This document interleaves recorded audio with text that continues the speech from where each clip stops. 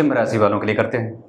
क्योंकि लग्न में जो राशि बनी हो अगर आपकी कुंडली में और 5 नंबर दिखा हो, या तो फिर आपकी कुंडली में चंद्रमा 5 नंबर में बैठे हो, तो जरा विचार करिए कि लग्न में जो राशि बनेगी या आप जिस राशि के हैं सिंह राशि के, वो गुरु के परम मित्र होते हैं।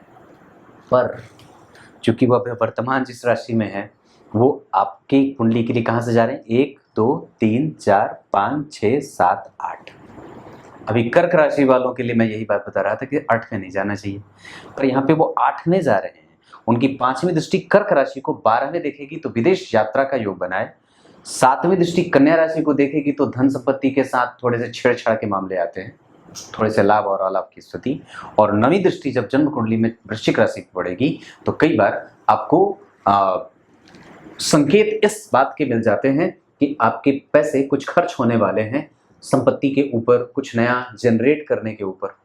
पर इस दौरान आपको कई सारी चीज़ें लाभदायक भी हो जाती हैं तो नुकसानदायक, जैसे स्वास्थ्य, जैसे बुद्धि विषम ना हो, बुद्धि जो है वो विष में ना बदले, निर्णय लेने में कोई जल्दबाजी ना हो जाए, बेवजह की यात्राएं ना हो जाए, रिसर्च आपका बिल्कुल ही टाइम टू टाइम अपडेट होते रहना चाहिए। और आप जिस चीज़ पे फोकस लगाए बैठे हैं वो कभी भी डाइवर्ट ना हो, उस पर बिल्कुल आपका काम होता रहे। कोई नया थीसिस पेपर लिखना है तो आप इस दशा काल में कर सकते हैं।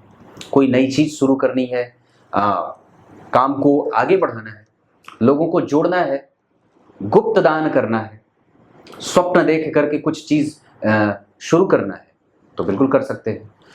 बड़े बड़े लोगों से मिलने जाना है, बिल्कुल कर सकते हैं। मानसिक शांति की तलाश में अगर कहीं एकदम बिल्कुल एकांत जाना चाहते हैं, चले जाइए।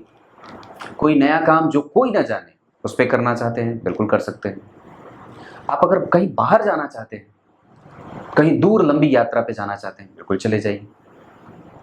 मन प्रसन्न रखना चाहते हैं तो अपने व्यवहार में और ज़्यादा सरलता और व्यवहार कुशल अपने आप को बना लीजिए। आप इस दौरान अगर मेहनत करेंगे तो उसका परिणाम आपको मिल जाएगा। ज्ञान उच्चतम स्तर का मिल जाने लगे, परिणाम दिखने लगे, लाभ बढ़ जाए, नुकसान कम हो जाए, धन सही जगह पे खर्च होने लगे, ये सारी चीज़ें, संपत्ति बनने लगे। पर हाँ, उसके अतिरिक्त आपको ये बात भी ध्यान देना होगा कि स्वास्थ्य जो है वो बाहर की चीज़ों से खराब ना हो। घर का भोजन करिए, रोटी दाल बस।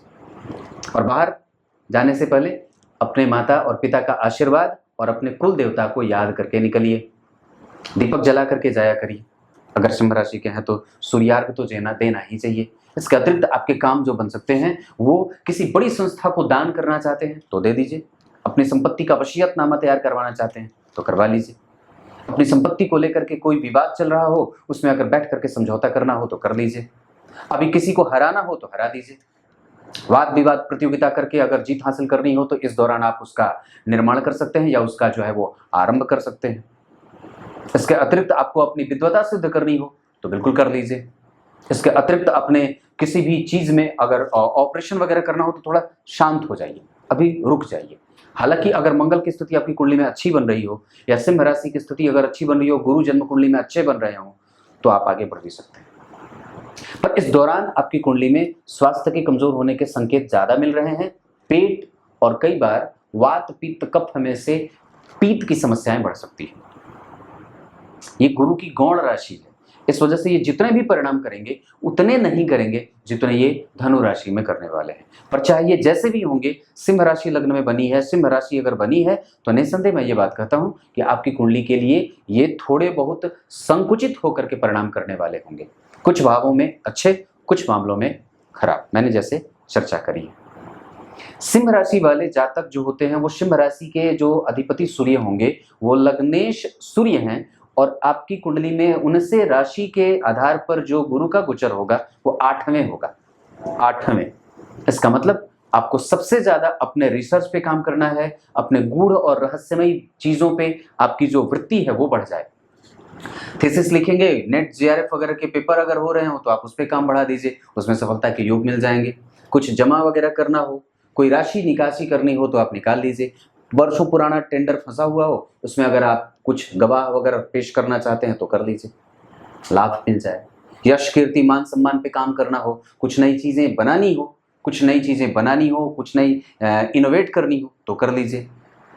एकदम छप्पर फाड़ करके जो धन कमाने की इच्छा हो, लालसा हो तो बिल्कुल कर लीजिए। कुछ गूढ़ से गूढ़ चीजों पे आप फोकस करके उसमें से, जैसे धन धरती के अंदर से निकालना हो, कुआं बावड़ी आदि इन सब चीजों पे अगर काम करना हो तो बिल्कुल कर सकते हैं। नीचे से कोई चीज निकालनी हो तो बिल्कुल निकाल सकते हैं।